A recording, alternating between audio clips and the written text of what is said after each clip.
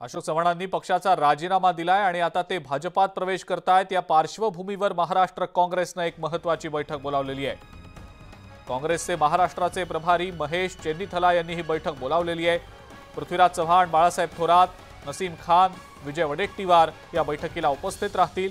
महाराष्ट्र काँग्रेसचे प्रभारी रमेश चेन्नीथला काँग्रेस बैठकीच्या आधी शरद पवार यांची यशवंतराव चव्हाण सेंटर इथं भेट घेणार असल्याची माहिती देखील समोर येते। काँग्रेसचे महाराष्ट्र प्रभारी चेन्नीथला मुंबईमध्ये दाखल झालेले आहेत। महत्त्वाची बैठक बोलावण्यात आलेली आहे महाराष्ट्र काँग्रेसची। या सगळ्या घडामोडींच्या संदर्भातली अपडेट आपण जाणून घेऊया। प्रणाली कापसे आपल्या प्रतिनिधी आपल्या सोबत आहेत सध्या। प्रणाली, काँग्रेसच्या रणनीतीच्या अनुषंगाने या बैठकीमध्ये आता खूप महत्त्वाची चर्चा होणार असल्याचं समजतंय। स्वतः प्रभारी देखील मुंबईत दाखल झालेत। तत्पूर्वी शरद पवार यांची देखील प्रभारी चेन्नीथला भेट घेणार आहेत असं समजतंय। प्रणाली, काय सगळ्या संदर्भातली अपडेट? 2 वाजताच्या सुमारास काँग्रेसची ही बैठक होणार आहे, पण तत्पूर्वी रमेश चेन्नीथला हे शरद पवार यांची सुद्धा भेट घेणार आहेत। आज यशवंतराव चव्हाण जे सभागृह आहे तिथे कार्यक्रम आहे, त्या कार्यक्रमासाठी शरद पवार स्वतः उपस्थित राहणार आहेत।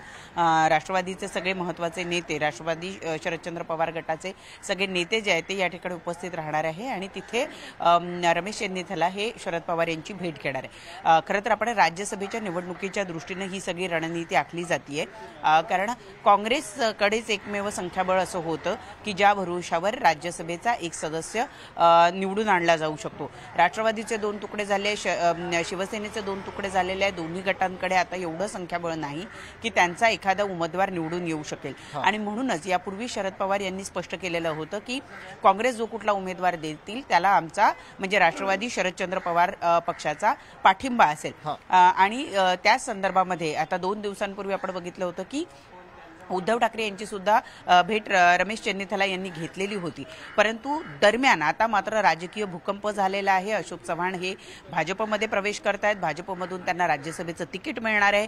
असं असताना जे काँग्रेसमध्ये अजूनही आमदार आहेत परंतु ज्यांनी अजूनही प्रवेश केलेला नाही असे जे आमदार आहेत ज्यांचं समर्थन आहे अशोक चव्हाणांना, ते क्रॉस वोटिंग करण्याची शक्यता आहे आणि त्या पार्श्वभूमीवर जो काँग्रेसचा एक खासदार राज्यसभेवर जाणार होता त्याच्यावर सुद्धा प्रश्नचिन्ह निर्माण झालेलं आहे आणि या दृष्टीने रणनीती आखण्यासाठीच आता रमेश चेन्नीथला हे शरद पवार यांना भेटतील आणि त्यानंतर काँग्रेसच्या इतर सगळ्या नेत्यांबरोबर चर्चा करून पुढचं काय गणित ठरवायचं आहे याची चाचपणी करतील। कारण उद्या सुद्धा आपण बघितलंय की उद्या सगळे जे आमदार आहेत काँग्रेसच्या आमदारांची उद्या बैठक बोलवली जाणार आहे मुंबईमध्ये।